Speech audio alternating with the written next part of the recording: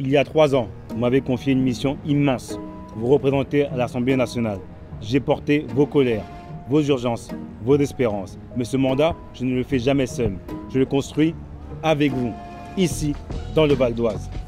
Organisez des réunions mobiles dans chaque ville de la circonscription, autour d'un café, en bas de votre immeuble, en réunion publique dans chaque quartier. Faire voter un amendement portant une mesure d'urgence pour la protection du pouvoir d'achat.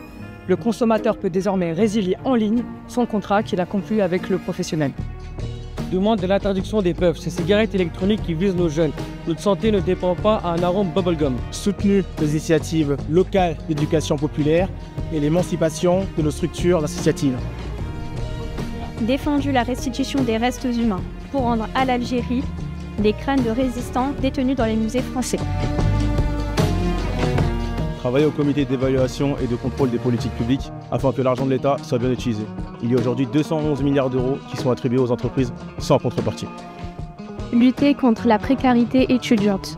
28 août 1940, Brazzaville fut la capitale de la France libre. Cela mérite reconnaissance car d'autres collaboraient sous le régime de Vichy. Rapporteur spécial des dispositions France 2030 sur les subventions publiques pour la décarbonisation de l'industrie. Porter une résolution pour un droit universel pour la protection du climat et soutenu les jeunes mobilisés pour la justice climatique. Interroger le gouvernement sur la présence d'animaux non domestiques sur les productions audiovisuelles. Analyser l'écart d'impact des politiques publiques dans les quartiers populaires. Porter une résolution pour un hommage national à Toussaint Louverture et pour un remboursement de la dette coloniale haïtienne. Interpeller le gouvernement sur le respect du droit de la mer pour les exilés de la mer Méditerranée et de la Manche.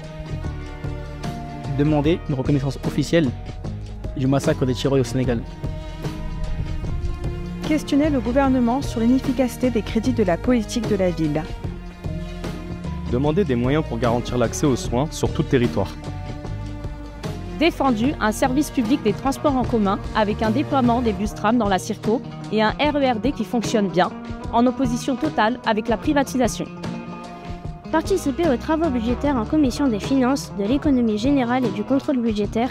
Défendre une taxation des ultra-riches avec la taxe Zuckman.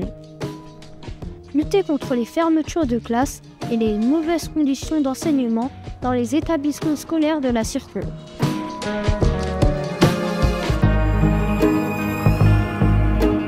Alerté sur les métiers pénibles et morts au travail et défendu le départ à la retraite à 60 ans.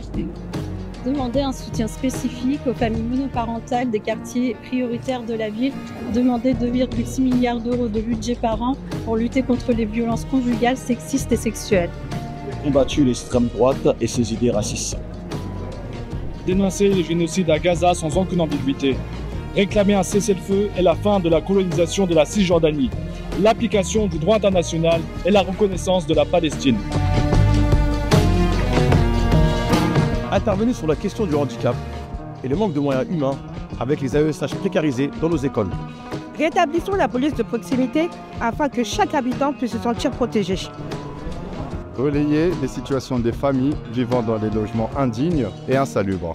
Déposer une loi pour interdire la publicité des paris sportifs. Condamner avec la plus grande fermeté les crimes contre l'humanité subis par la communauté tamoule au Sri Lanka. Je condamne avec force ce qui s'est passé au Congo, les crimes perpétrés par le régime de Kagame sur le sol congolais.